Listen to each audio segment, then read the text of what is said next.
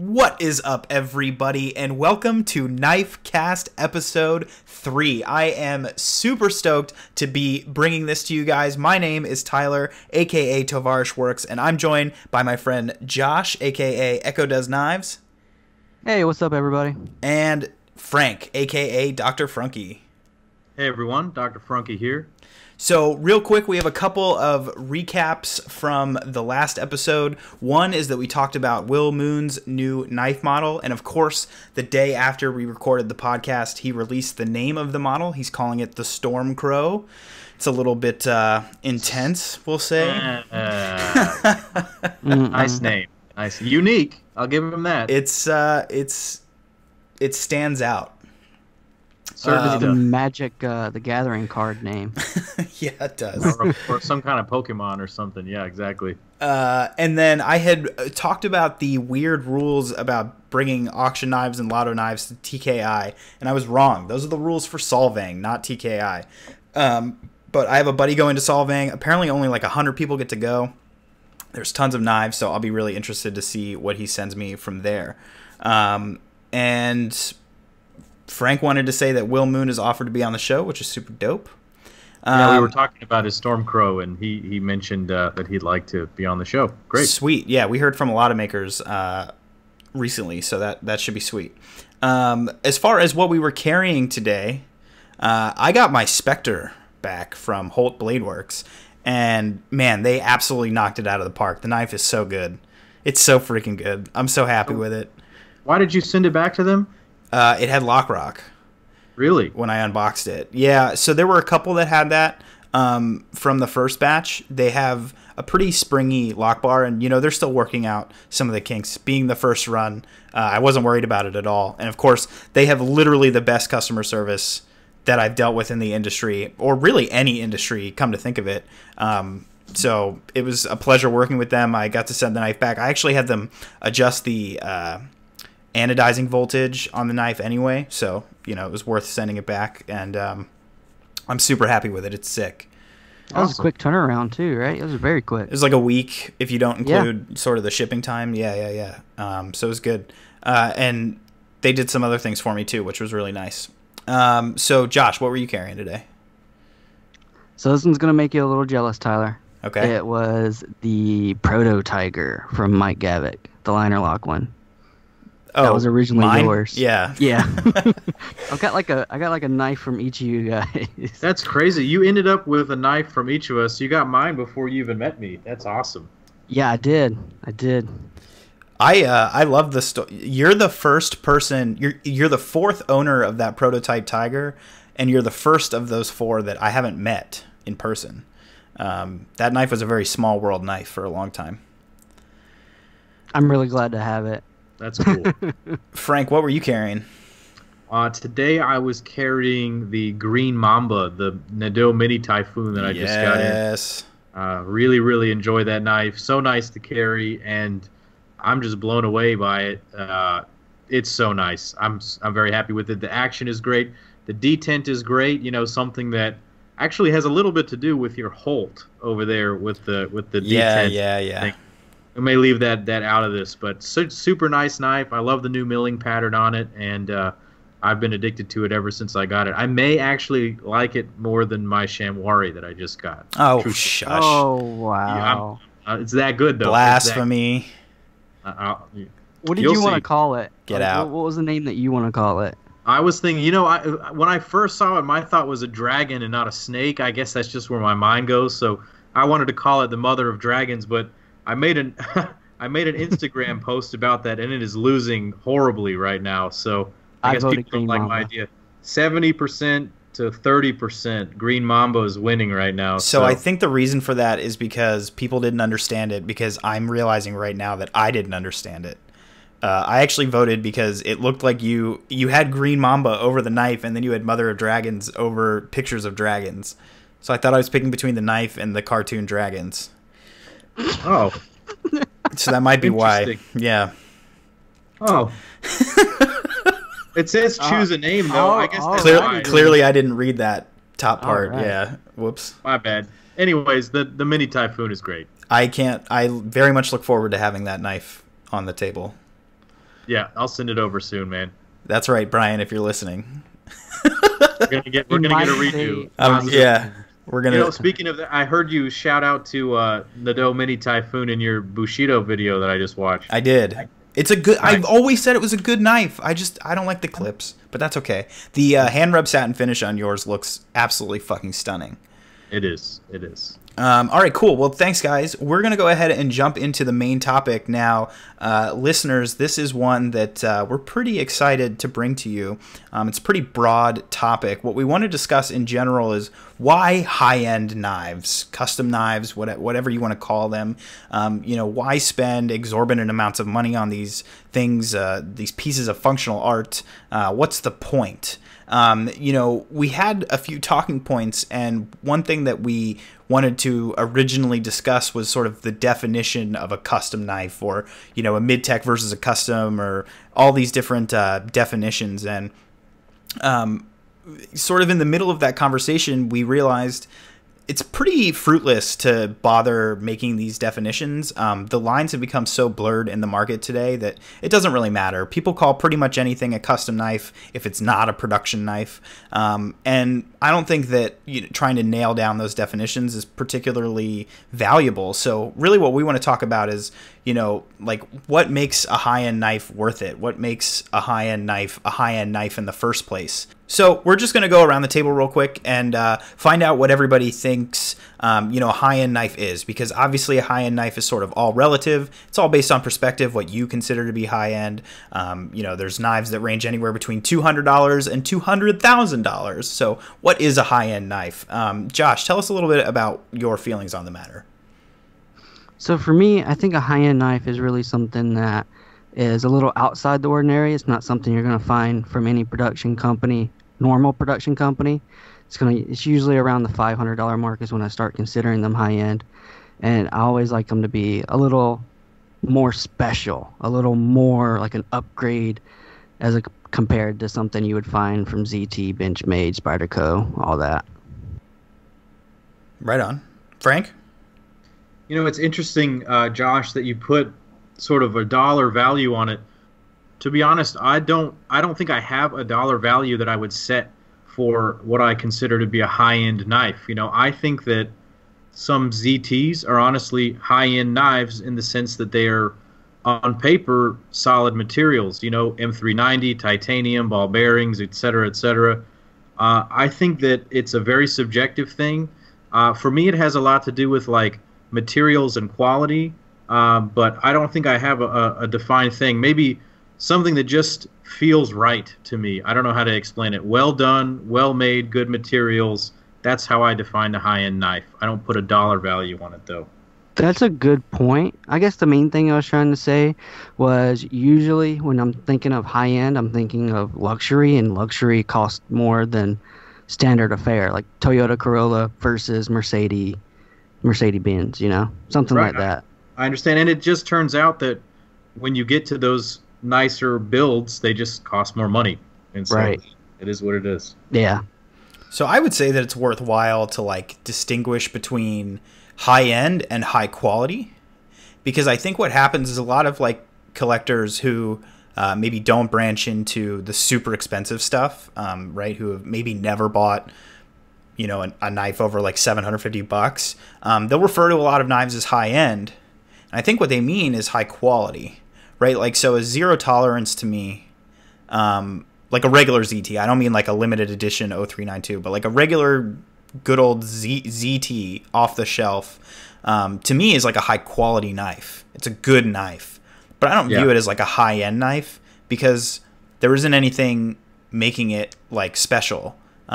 Even something as simple as making a limited edition 0392 takes it from sort of the high quality to high end world for me. It's all very inconsequential in terms of the definition, but that's kind of the way I see it, is that a lot of people say that they're, buying a high end knife or something. I just think they're buying a good knife. Whereas high end to me is a little bit more artistic value, a little bit more hands on from a person actually touching the knife and doing things. But But yeah, again, it's all sort of inconsequential. I think the ultimate resolution that the three of us agreed on was that it's really like up to the customer, right? Like it's up to you as the buyer to define what high end is to you, and there's really no wrong answer. It's all relative. Yeah. It is relative. I think you brought up a good point right there with quality versus, actually high quality versus high end. But I like that a lot, and it is all relative. Absolutely. So the next thing that we wanted to talk about was sort of the overarching theme of like the knife being like a sum greater than its parts, right? So I had just mentioned before, like a person touching a knife by hand and stuff, and all these different facets of a high-end knife being manufactured and being designed and all of that.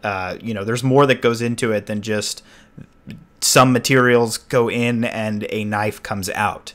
There's more of a story there. So one thing that we wanted to talk about was materials, just sort of high-end materials. What is sort of zirconium versus black Damascus versus mammoth molar, but what we really want to do is have a full episode on that. We'll probably do that sooner than later. We're going to have a whole episode dedicated to sort of all the high-end materials that are out there, what they might actually be versus, what the name might suggest, and the stories of where those materials come from. So we definitely look forward to that, but we're not going to dwell too much on materials in this episode just because we want to dedicate that its own time.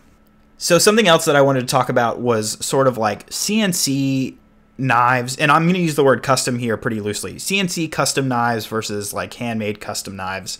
I have a good friend who I've had this conversation with quite a few times, and his general feeling, right, is that like after a certain threshold, for him the price is $2,000, but it doesn't matter what the price threshold is. That's all relative.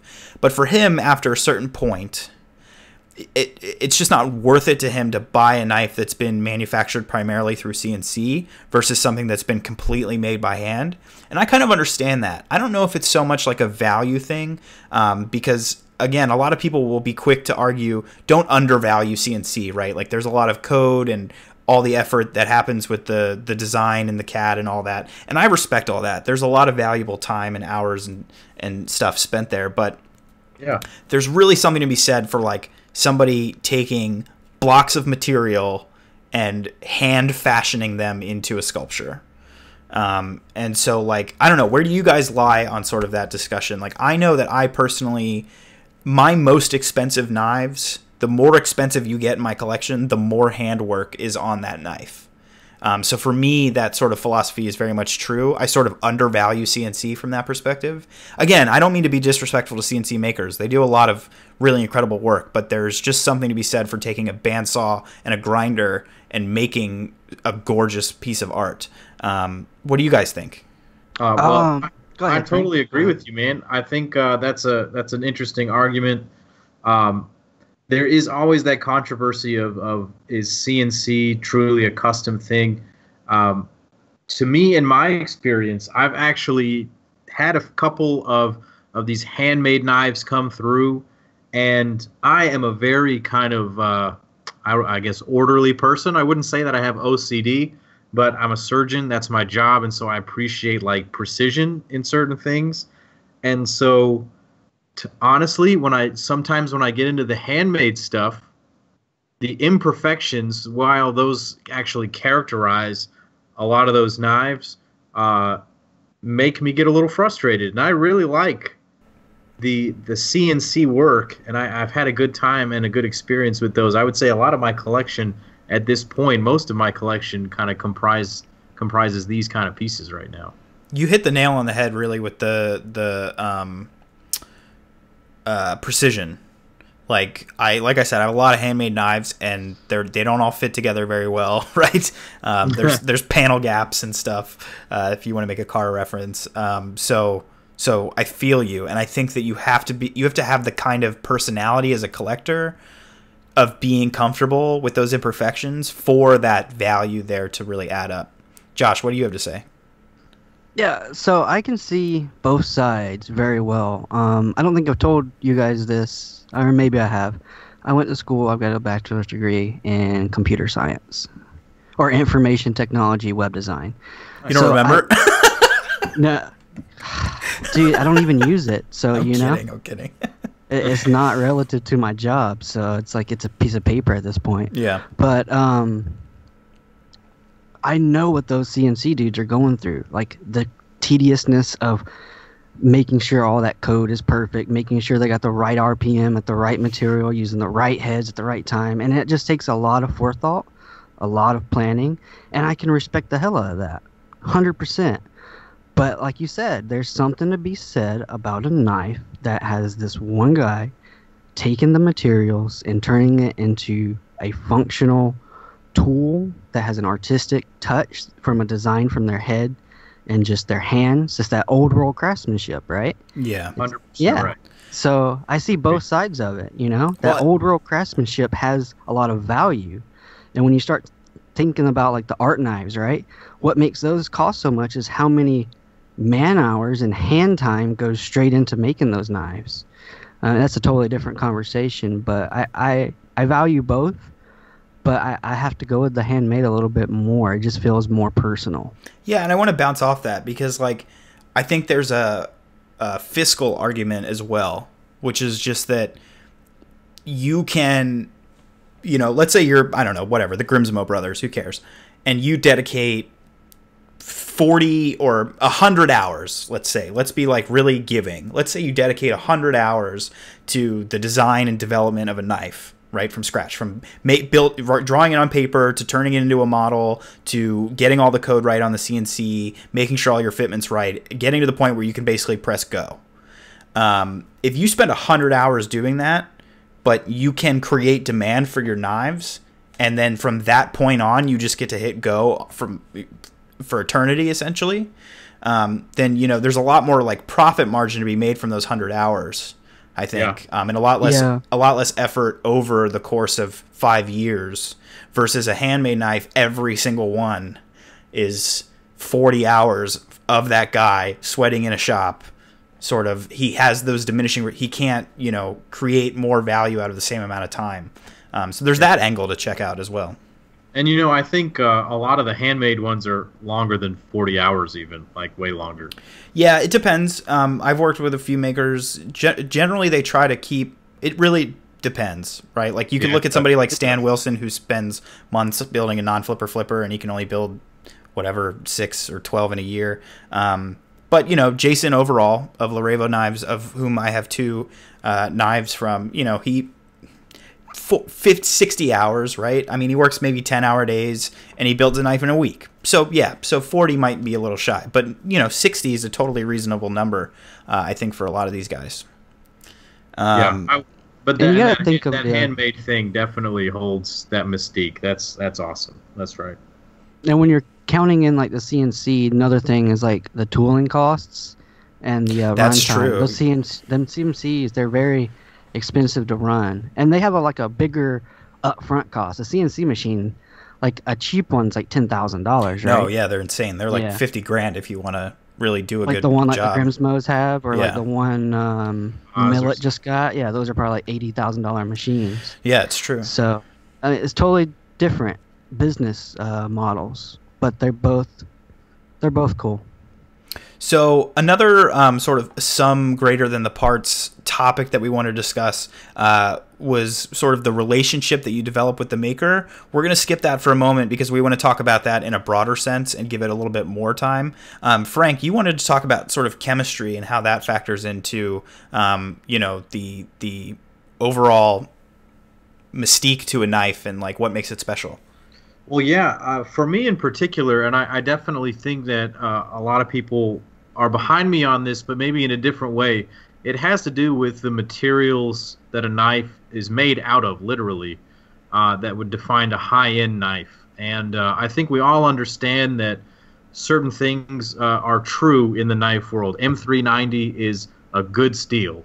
Everyone agrees about that. Titanium is a good material for the handle. I think everyone agrees on that. But some people know these to be true because people tell them that it's true. But for me, I studied chemistry in college. That's what my degree was in, actually, before I went to med school and everything. And so when I see a knife, what actually interests me is the actual chemistry of these higher-end pieces. So when you talk about something like a CRKT has 8Cr13 MOV steel. You can look up the chemistry of that steel and see what is on the atomic level, how much carbon is there, how much, et cetera, how much do those elements play together to create a steel. You can learn about metallurgy, what is heat treating a steel, what is Rockwell hardness, what is toughness, and then all these things kind of leapfrog on each other. And then the same is true of any of the handle materials. We're not going to talk about those specifically in this episode, but whether you're talking about titanium or mammoth tooth, like you mentioned, this learning process to me is a big part of why I'm addicted to these high-end knives, and it makes certain knives very special to me. You know, you guys know that I love green knives. That's pretty obvious. The chemistry of electroanodizing titanium to get to be green is something that's fascinating to me, and that's why I actually like it.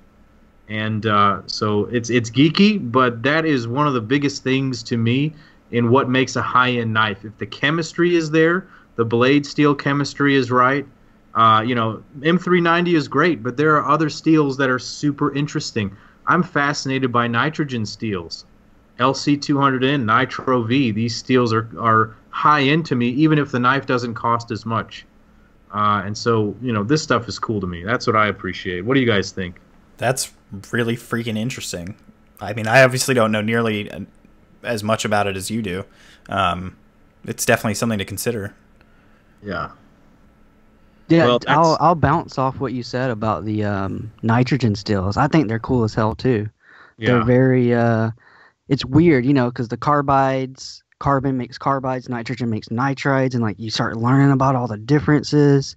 Yeah. That's one of the reasons with my Shirogorov, my Hati R, it's in Vanax 37, which is a nitrogen-based steel, will never rust. You can sink at the bottom of the Dead Sea, nothing will happen, and it's sharp. It's like M390, and it holds an edge very, very well. And yeah, I have the crazy. F3 in Vanax 35. It was from a couple of years ago, I think.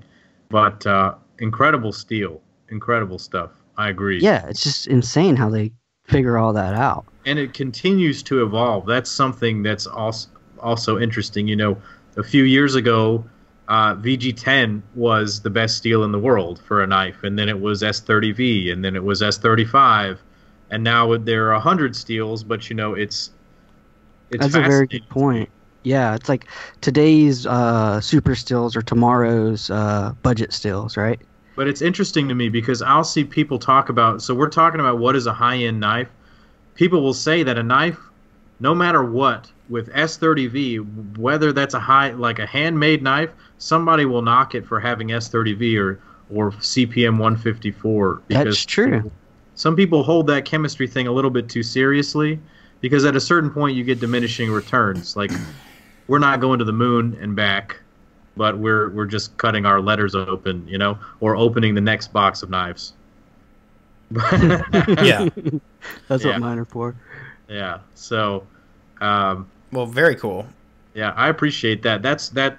So the sum of the chemistry to me makes a knife, you know, greater than just the pieces, the parts. Sweet. Josh, let's talk about sort of the relationship. We've broken this down. By relationship, we mean like the relationship with the knives and the makers. We've broken this down into a couple different sections. I know that all three of us have been through this quite a few times with makers, so I think we all have some valuable stuff to say. Josh, you want to talk to us a little bit about your experiences with the ordering process? Obviously, every maker is different. And so every ordering process for like buying a custom knife is different. Josh, what's your experience been?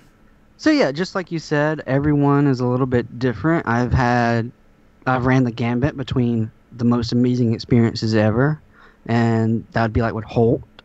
Really great people there. Yeah. And for me, Olamic has been amazing. They're not really. We start getting in that custom, non-custom. I know some people's had some issues with Olamic. Yeah, it depends on who you are. both of you guys have had issues with Olamic, but for me, they've always been 100% on top of every single thing I've ever done. Eugene is a wonderful person. Eugene is a wonderful person. I really like to make the distinction that I view Eugene and his company very separately. because every moment I've spent talking to Eugene in person or over the phone or in texts or in emails or on Reddit, he has always been one of the coolest knife guys to talk to. He's fantastic. But yeah, they've definitely had some growing pains as a larger business. Sorry, I didn't mean to like totally cut you off, but you made you made a point that like we weren't feeling cool about it, so I wanted to specify. Yeah, I know. I mean, like I said, I think everybody has got issues with everybody. At one point in time, nobody's perfect. Yeah. And people make mistakes. That's what we do. We're really good at it. That's fair. So, yeah, I mean, it's went from just 100% perfect down through the line, and then you start getting to the people that tell you next week, and you text them, hey, sorry to bother you. Is it going to be ready? Yeah, next week. And then you call them again, next week, and then so on and so forth. And here it's been 3 months. And I understand that point because you're dealing with one dude. He is making knives one at a time, and he is a busy dude. And a lot of these knife makers are not business people. They're good at making knives, but they're not good at running a business. And that's something you got to go into thinking about when you're dealing with high-end custom knives or any type of knives where you're dealing with a smaller set of people. They don't have people sitting around in front of computers waiting for you to text them or send them a DM on Instagram. So patience is a virtue. And some people, like the way the books run, they're pretty much off limits, which I hate, you know? The only way you're going to find a knife from them is on the secondary market. And I like to support them directly as much as I can. I don't like buying from the secondary market. So if a maker's books are closed and they've been closed for years, I'm not going to buy a knife from them. And sometimes that makes me sad. But I understand some of these people might not be doing it full time and they're just doing it on the side as fun. So, I mean, that's my gambit. I mean, it's a wide spectrum. Yeah. What do you got, Frank? Like, what's your experiences? I would like to hear. Well, I definitely, I think that the relationship that you make with a maker is one of the most awesome things about a high-end knife. And that can honestly take a knife that maybe isn't the most special thing in the world and make it awesome to you so that you would never get rid of it. I've really enjoyed talking to some of these smaller makers. I have experience with Eugene at Olamic. Super nice guy. Unfortunately, I got a Rainmaker that had some problems, and I ended up returning it. But, he was great throughout. I think that it's important for high-end makers to be like Eugene or some of the various other guys out there. If I'm going to talk about some folks, I've had a great experience with Bill Koenig, Michael Gavick, Peter Rizzenti sometimes. Yeah, absolutely. He's a busy dude. Yeah. Craig Brown, Brian Nadeau. A lot of these guys are a lot of fun to talk to, and they're dudes. We have a fun time talking about knives, just like we're doing right now. And I'm sure you guys have these experiences with so many makers, and that makes a knife really high end to me. When I can establish that relationship with that person, feel like they're my friend, and I'm picking this up from somebody that I actually like and respect. It means a lot more to me, and I enjoy that a lot. Yeah, 100% agree on that. It's all about the community, right? Yeah. And just getting to know these people on a personal level, knowing that when you buy a knife from them, you're helping them succeed in life.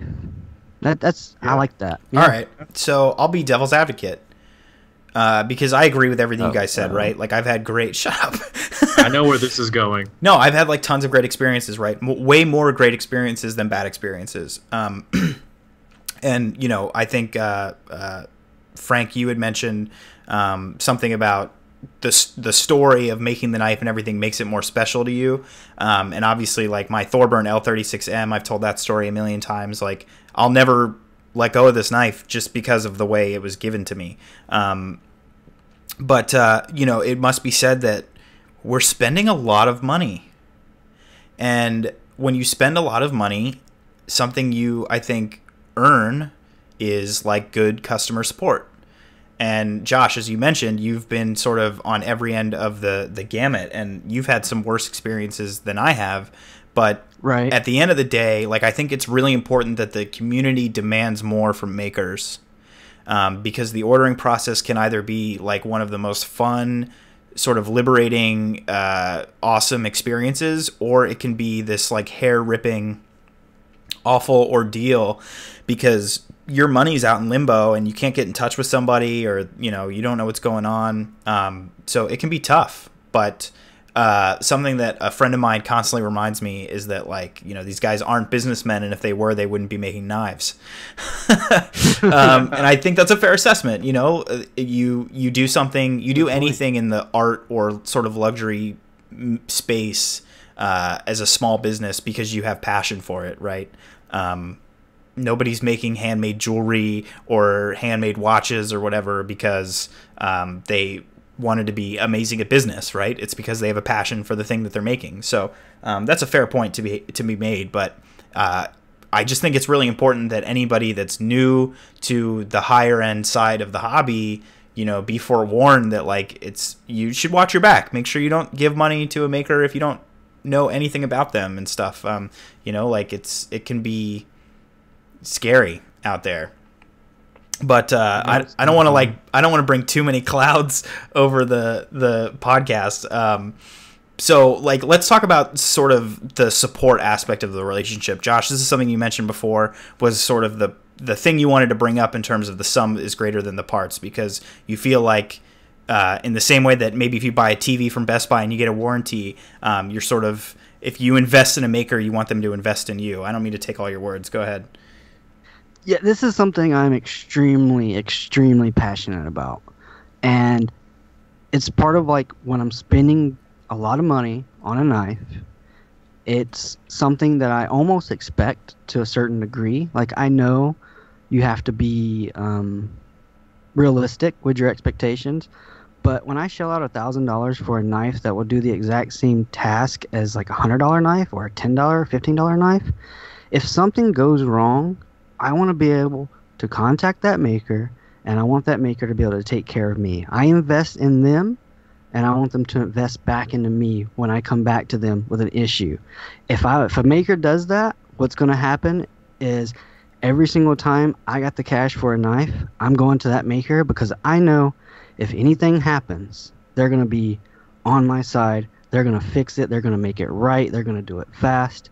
That is so important. And I feel like when I buy a knife from a maker and something goes wrong and I contact them and either they don't want to take it back and try to make it right, or they act like they're doing a favor to make it right, that's when I sit back and I think, the next time I have $1,000 or $2,000 or whatever, it's going to somebody else who I know is going to do right by me.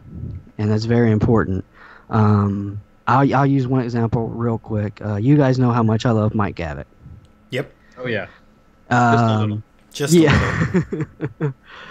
Every time I've sent that guy an email, within an hour, 2 hours, there's something back in my email box. And I've had one issue with one of my knives. I got it. It had lock stick.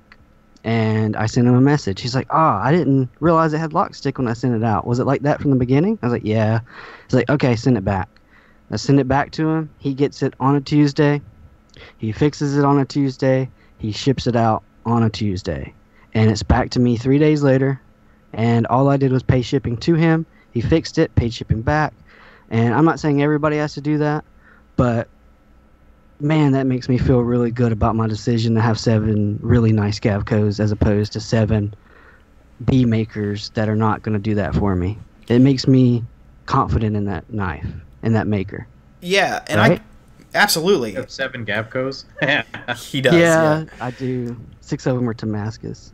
There's the other angle of that too, right? There's like the business angle of like a maker being concerned about their reputation. And like I've had certain makers go like further, like giving me better customer service than I'm even comfortable accepting. Second mile service. That's a very I don't want to.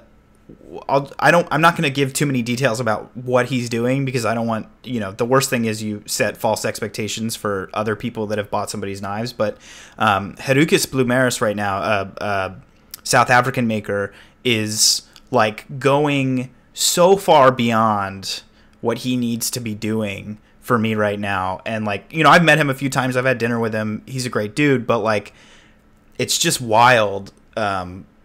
You know, for every maker that gives somebody shitty service and gives them a bad time, like I talked about before, there's another maker out there that is going so above and beyond that, like, yeah, I almost don't even feel like comfortable accepting his services for free. Like, it's crazy what he's doing. So there's a lot of value there in a maker caring about their reputation, because he cited that as sort of, you know, the reason that it was so important to him to go this extra mile was that he wants me as a lifelong customer, you know, and this is my third knife from him, and I will be a lifelong customer. Yeah. So there's a lot of value in it for them too, in terms of maintaining their business.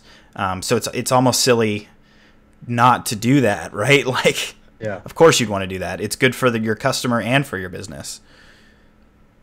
Absolutely. I think that in getting into a high-end knife, you know, having good support is extremely important there. I've had some good experiences and not so good experiences. I can definitely attest to my experience, like you mentioned, Josh, with my Gavic.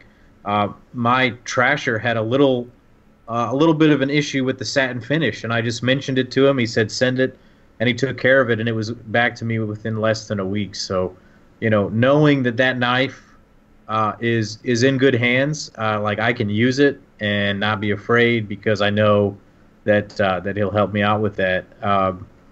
A few other people, like Craig Brown, also my knife had a little issue with the edge. I sent it back to him, and it was back to me in like a couple of days, super fast. But these guys maintain open channels of communication, and that is critical. We could have a whole episode dedicated to, you know, getting in touch with custom makers. But just a message back to me means so much, even if you just say, you know, not this week, you know, it will be next week. If I get something back, it's better than nothing. But I'm not really, if I keep getting that from somebody, they're going to lose my investment. They're going to lose my time.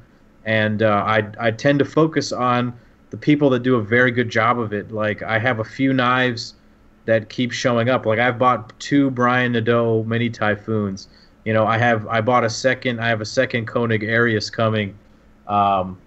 Let's see, I have 2 Gareth Bulls. I've bought endless Peter Rosenti's.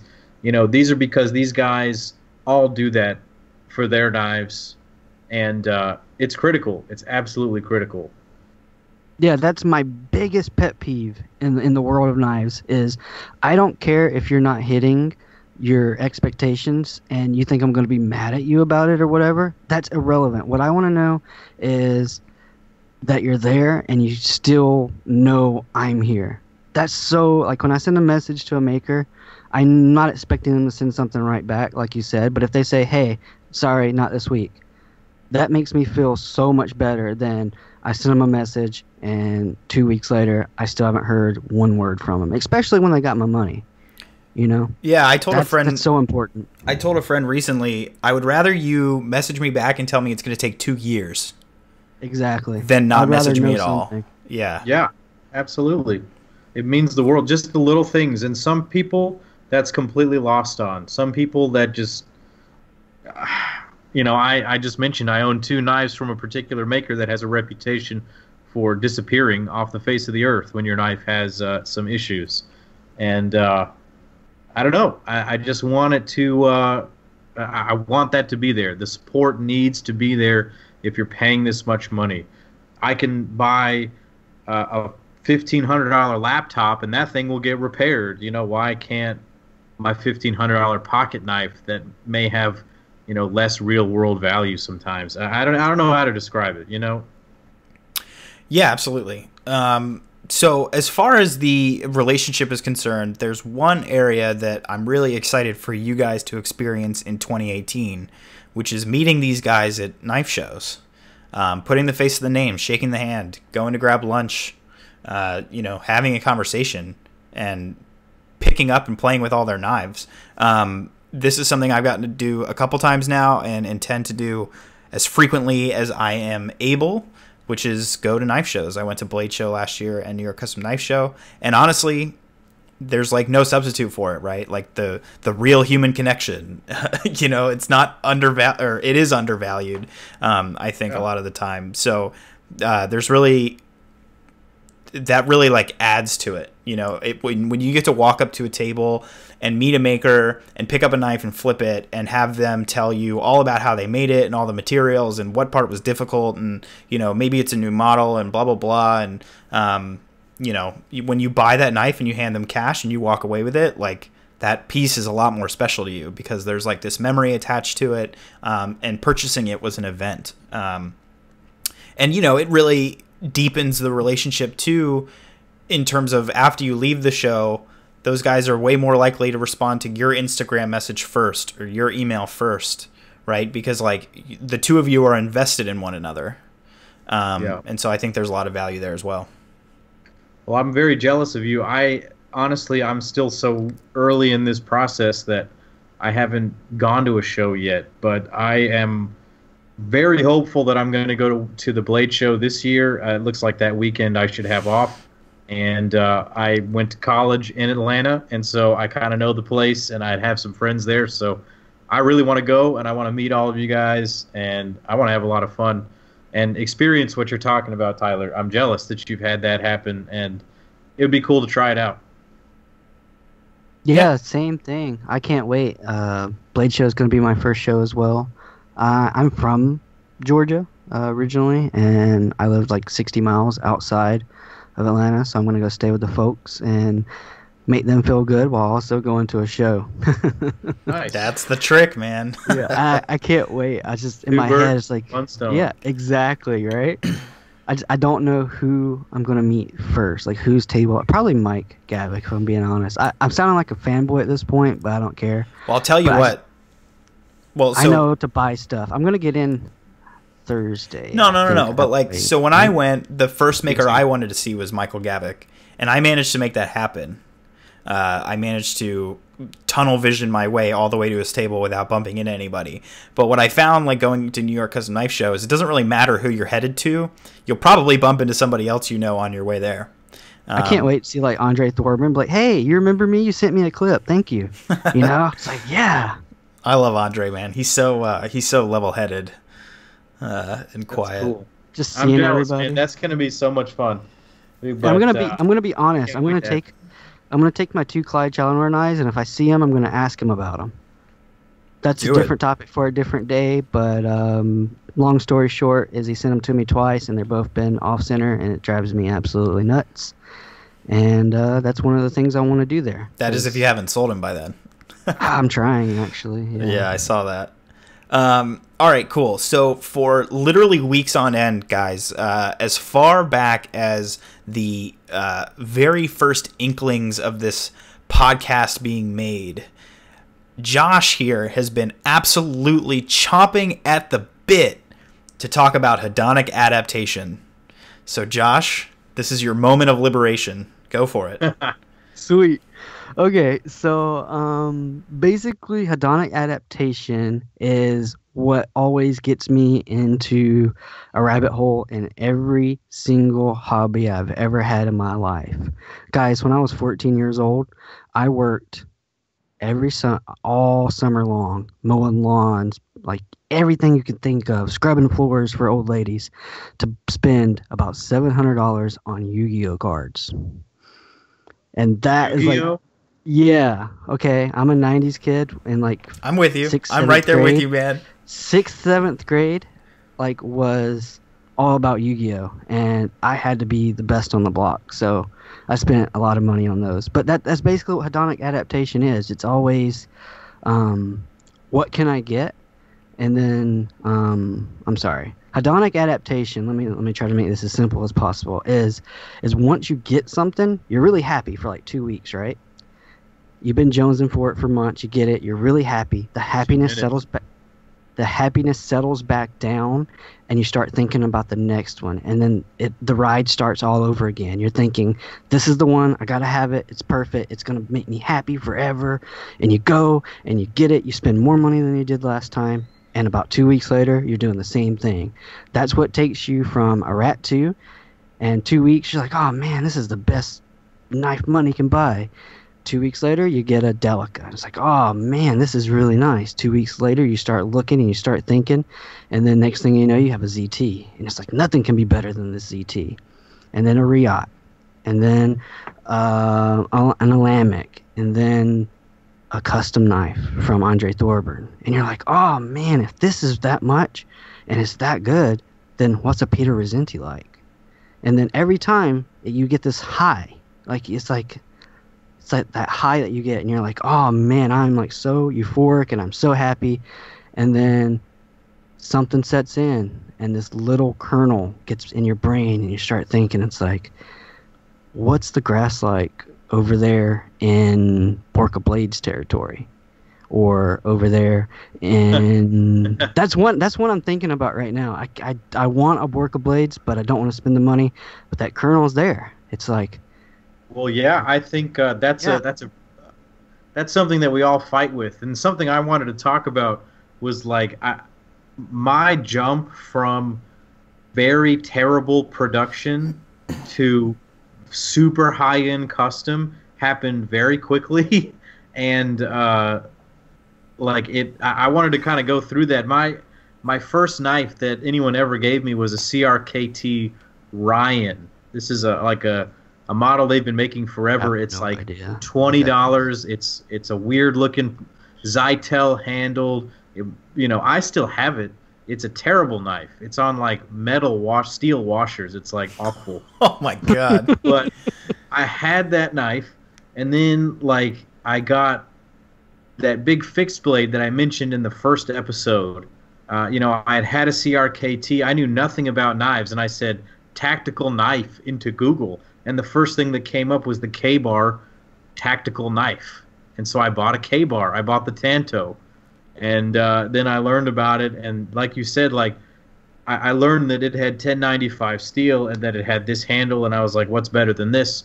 And I found out, oh, there is something better than this. Now, I owned a CRKT, so I bought another CRKT. I bought the M16 Tanto, because I was like, oh, the Tanto, I need a tactical knife. Tactical, bro. Tactical Tanto. And so then I was like, wait a second, this is actually stupid. This knife doesn't work for shit. I can't use it in real life for anything because it's so crazy. And so then I bought, I think my next knife was a Spyderco Domino, which was a great knife. I really, really liked that. Then I got a 940 from Benchmade. Then I got a couple of other knives. And then I ended up with the 0392. And this is all within a few months period. So maybe my threshold was a month. At first it was like 10 years, and then it was like 6 months, and then it was 2 months, and then it was 1 month, and then it was 1 week, and then it was 1 minute. Days. And it was like negative 40 seconds because I've ordered 3 knives at the same time. Oh, yeah. So I totally feel that hedonic adaptation. Now I'm spending... at one point I spent almost $3,000 on a knife. I reached that logical progression. I reached the end of what I consider to be my road, and I realized that the point of diminishing returns happens at a certain point, and I'm at this point in my life not willing to really spend much more than about $1,500 on a knife, because I find that the benefit is not worth it to me beyond that. That maybe has to do with my income right now, but this hedonic adaptation, I feel you, dude. Yeah, and the thing with that too is every time you take a step up, you can't take a step back down, because the knife that you thought was perfect before you got the new one, now you're starting to see all the flaws in it that you didn't see before. Like, the action's not quite as nice as this one, or it doesn't feel as nice as this one, and it really starts playing with your head. I would counter that argument with the idea that more money does not equal better knife. That's 100% true. So I pay a lot of money for something, like the expectation goes up, right? That too. It does, but so I spent $1,800 on my Larevo Lattice, which is the most expensive knife I've ever bought. But I love Jason. Don't get me wrong, but my $850 Thorburn is a better knife in basically every way. And so isn't that crazy?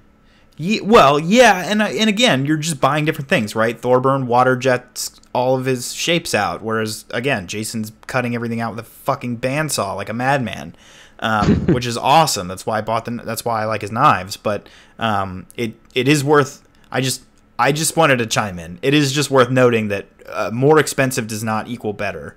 Can I go on a very small tangent? Please that's do. Not knife related, and it's very small, very quick. Okay. So it's a marketing thing that I've always been interested in marketing. Orville Redenbacher, when they came out with popcorn, is the exact same popcorn as their competition. But what they did is they said it was gourmet popping corn, and they charged like a quarter more back in the day. And people had that perception of, oh, this is gourmet popping corn. And they paid the extra money. They expected a better product, and then in their mind, they justified the sense of the money they spent on the product. I always thought that was very interesting, and that goes into a lot of products today, including knives, when people start thinking about stuff like that. So when you think of a custom knife, and it's a lot of money, in your head, you start justifying the fact of the cost by being, well, it's this. It's not perfect, but it's not perfect because of this. And I always thought about that, and it tied in. Like, I always love little things like that. I have a little bit of advice for anybody who's struggling with that whole, like, you know, everybody has a different preference of like what makes a knife awesome to them. So I might say, you know, Thorburns, as far as I'm concerned, makes some of the best knives in the world, where somebody else might pick a totally different maker that I completely disagree with. Like, well, I mean, like Brian Nadeau's knives, right, have won tons of awards at shows and everything, and there's things that I dislike about his knives. So like I would never pick him to win if I was the judge, just because of my preferential differences. Bring it up again, man. Bring it up love again. You, Brian. Jesus, Brian, we love you. Man, we do love. Chill out. Okay, it's not even like that. No. I just mean like it is all preferentially based. So if anybody is sitting there thinking, how am I ever going to figure out what my preferences are and which makers fit my, you know, style of what I like, how am I ever going to afford all of those knives? Like, go to shows. Yeah. Like that. You've like told me that. Right. Pick up everything. Right. Yeah. The level of perspective change that you have when you can literally walk up to somebody who makes a $10,000 knife and shake their hand and then pick it up and play with it and put it down and walk away. You've now played with a $10,000 knife. You know what a $10,000 knife feels like and looks like because you just touched one. You know, is it worth 10 grand? Well, it really depends on your sense of value. It's to somebody. But it is to somebody. There's that $10,000 Sinkovich or whatever that Recon 1 sold after Blade. I played with that knife. And so, you know, it's interesting. But I think for a lot of people, there's that real concern of like, how do I figure out if Brian Nadeau is my favorite maker or not, or Thorburn is my favorite maker or not? You know, I recommend you don't buy a $700 knife, and instead you invest in the plane ticket in the hotel room, and you go pick up every knife that's ever been made, and then you go home and you buy the 5 that were your favorite. That's a good point. That's a very valid point. And it all ties into, it's all relative, right? It's all personal and relative. Right. Well, here comes this. This is going to be sort of a nasty topic to discuss, maybe, but I can't help but think, listening to us talk, that money has a lot to do with high-end knife buying. Yeah. And how often do you, Tyler, especially running your channel, encounter somebody who says, you know, you spent how much, or I would never spend that, or, you know, the $10 knife is just as good, or this kind of an argument? So sure, I run into that all the time. I mean, I just tell those people, again, it's all relative. And it's, for me, I work in the car industry. It's very easy to make the car comparison. I know, Frank, you had written down in our notes sort of some analogies that can be made with buying high-end knives. There's no valid reason to buy a Lamborghini except because you want one. And that actually happened to me. Frank, I'm glad you brought this up. This happened to me very recently. The Norseman, the Grimsmo Norseman video, which I uploaded, I don't know, 6-7 months ago. Somebody made a comment there that was exactly like that, right? They were making fun of the recurve blade shape and saying, all of you collector nerds are idiots, because why would anybody want a blade that couldn't cut something on a flat surface? You know, I'd rather carry my ZT or my CRKT or whatever. Yeah. And I said to him, I was like, you're right. Your knives might be more functionally, you know, apt than a Norseman, but a Camry is more functionally apt than a Lamborghini. Yeah. It has more seats, more storage space, softer suspension, better air conditioning, more speakers, like, you know what I mean? Softer tires, a better gas mileage. And you don't necessarily drive your Lamborghini every day. Right, exactly. And so it's the same thing, right? Like, you are buying these things exclusively for the purpose of because you want it. Yeah. They're luxury items. They're luxury items. Yeah. Well, just like any other thing that, you know, you guys might like. I mean, I play guitar. I mean, I understand high-end guitars. There are $100 guitars, $1,000 guitars, $100,000 guitars. There are, you know, so many other items. Some people are into flashlights. Some people are into watches. You know, it's all the same progression at that point. Absolutely. Yeah. It's like when you see those videos and the guy's like playing $100 violin compared to a Stradivarius $330,000 violin, and they ask you, can you hear the difference? And the answer is going to be no, 99.9% of the time. Yeah. But it's all about relativity, like what is more important, and just the status, and then the luxury items. We're not buying these knives because we need them. We're buying them because we want them. If we needed a knife, we would have stopped a long time ago at like a Delica or a Rat 2 or whatever, you know? This is not something you need. This is something that you want. Yeah. This brings me to another point that I'd written down, which was like form over function. And it's kind of interesting because right now we're sort of making the distinction between somebody arguing the value of a Norseman over the value of a CRKT. But what I've had somebody recently do is come at me over the blade stock thickness on my mini Bushido and essentially say, like, they are a custom knife buyer. They own super expensive knives, and basically said, I don't understand why you would want that, because it won't slice through anything because it's so thick. And so it's interesting that even people who already accept the idea that they're buying something they don't need on any level would still be sort of having trouble wrapping their mind around buying something that's super fancy and a luxury item, but that still doesn't function as the original intent of the tool. Whereas the argument that I made was that I bought this knife for form over function. You know, my knives spend more time on Instagram than they do in my pocket. Even though I carry and use all my knives and I'll open a package with my mini Bushido, the fact that I can't slice an apple with it or cut a cake doesn't bother me. Different grinds for different kinds, to quote. I like that.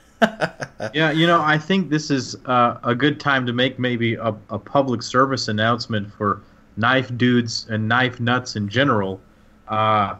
Be kind to your fellow knife nuts. I mean, just because you don't understand why someone would want to have this blade stock thickness doesn't mean that that person is wrong.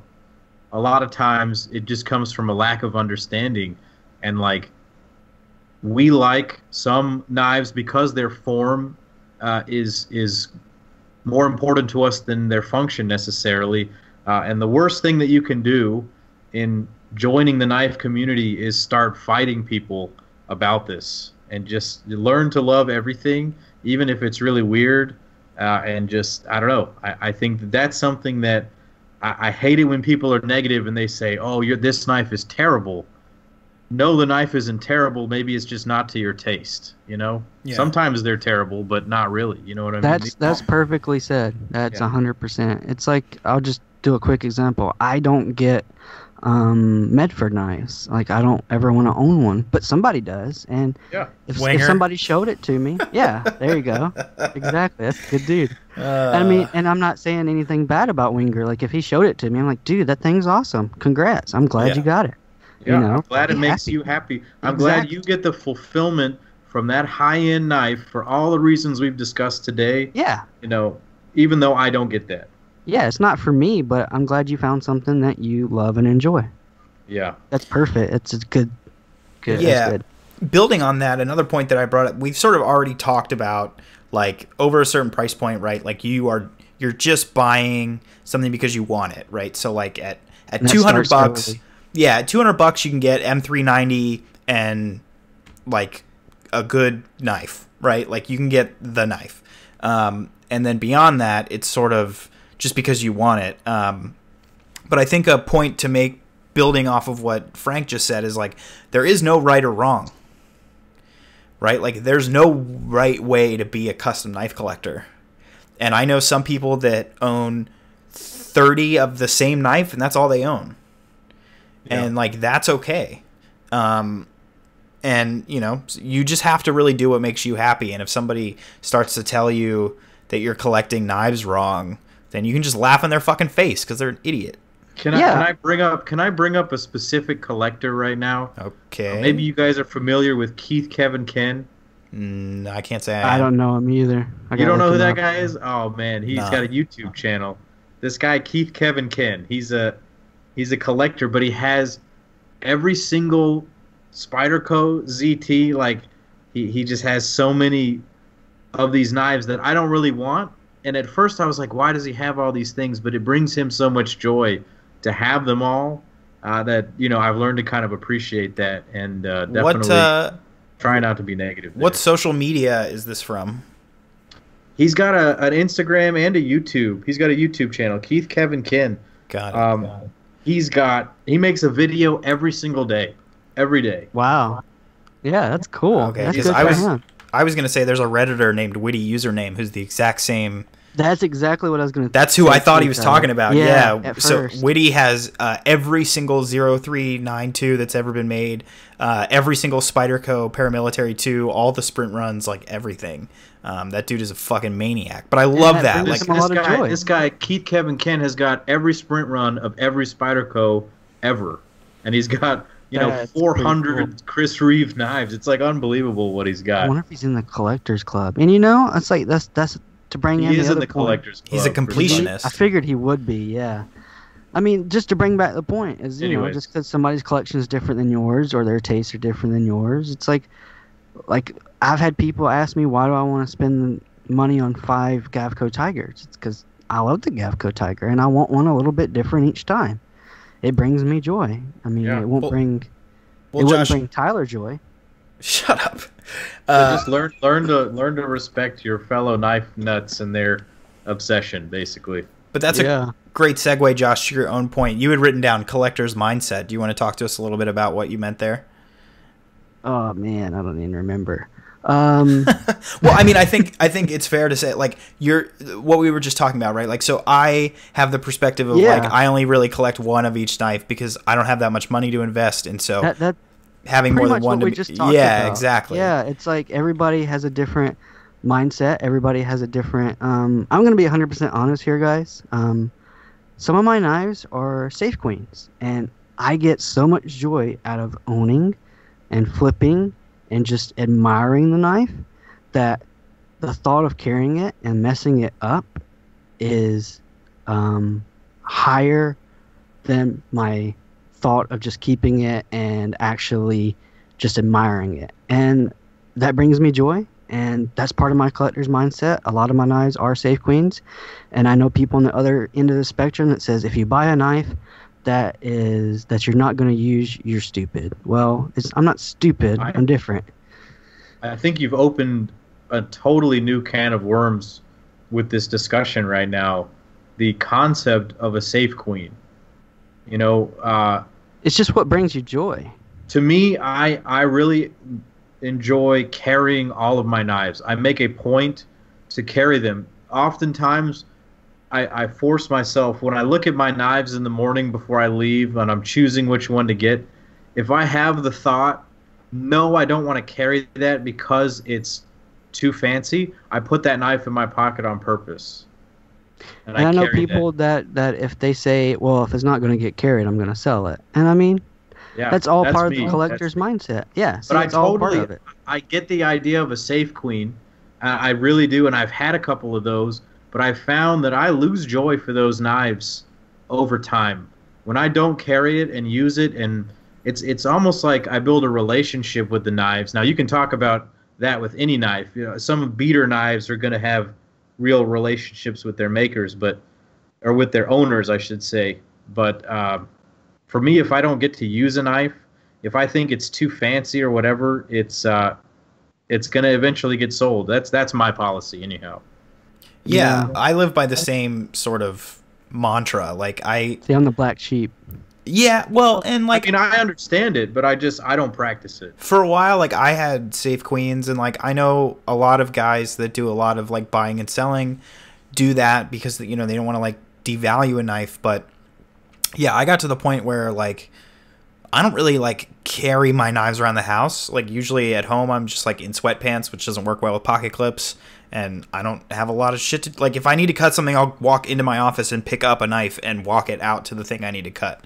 I don't carry it in my house. So, like, for me, yeah, I keep it on my desk and I flip it and that's fine. But if I don't get to bring it to work to show all my friends and, like, to take pictures with it outside and get them, you know, on Instagram and stuff, like, I start to lose interest. But, like, I understand, Josh, you've told me in the past that your perspective on it is just that, that, like, the knife being in a pristine state is what brings you joy. The fact that it doesn't have any scratches and stuff, because you can be, I don't know, you said OCD, I guess. It's part of it, yeah. Yeah, you just sort of want that perfection. It's like if you have a Lamborghini and you get a scratch on it. Of course, you're just all... My thing is when I've got something that brings me so much joy, it's almost like therapy. Like, I come home, hard day at work, get it out, play around with it in the house and stuff, and just admire it, and it's enjoyable. And if I scratched it on some of my things that I spent these thousands of dollars on, and it has this huge scratch on it, then what my mind does is I focus on it, and I focus on it, and I obsess over it. That's true. And then it stops bringing me joy, because now I'm not admiring my piece, my collection. I'm just drilling down into that thing that I hate the most about it, and then that saps the joy away. It truly is.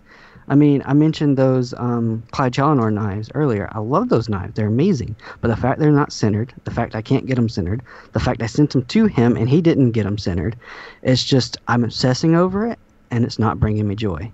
And if it's not going to bring me joy, then I don't need it in my collection. And that's the way you guys feel about carrying it. If I'm not carrying it, it's not going to bring me joy.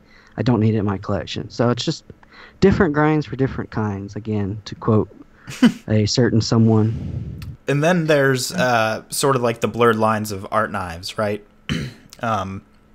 Like, the way there's like a tactical folder versus an art knife. Like, an Andre Thorburn is considered a tactical folder, even though if you asked like a man on the street, they'd definitely call it like a piece of art, right? Like, it'd be referred to as an art knife. The way I tend to see it is like, it depends on what the maker intended for you to do, regardless of what you actually do with it. So the way I feel is like most custom tactical knife makers expect you to use the knife, even if you don't expect that of yourself. Like, Andre Thorburn wants you to take that shit and go like fucking cut wood with it. Yeah, there's a lot of people like that. They get sad when I tell them I don't carry it. Yeah, exactly. And so I think there's that aspect of it. And then there's the makers who make a knife with the express intent of you not using it. And I define an art knife to be that. I think it matters what the maker's intent was, regardless of what you actually end up doing with it. Because you could take $100,000 art knife and cut your food with it if you fucking want to. But, you know, it'd still be an art knife in the same way that Thorburn's still a tactical knife, even if I don't do anything tactical with it. So that's we're sort of getting to the time here, guys. Do you guys have any other subjects that you want to touch on before we start to wrap things up? I think we could go on for a very long time with this discussion, and it's been a lot of fun. And I think we've touched on some pretty important points that I think are akin to everybody, they're true to everyone in the community who might be listening to this. And I hope that we can start a discussion. You know, this will be on YouTube, and maybe we can have some comments about what you guys think. I think that'd be great. Absolutely. And we've got an email. So we'd love to hear from you guys too. It's theknifecast@gmail.com. We would just love to hear what you guys think, and you can ask us questions too, but we'll save that for a second. Yeah. All right, cool. So let's go ahead and wrap it up. Some notable news. We all wanted to announce to you guys we are all going to Blade Show. I don't know what these two plan on doing, but I plan on making a much better Blade Show video than I did last year. I've sort of upgraded the equipment, so looking forward to that. That's going to be a great time. And then the Vegas South African Knife Show ended yesterday.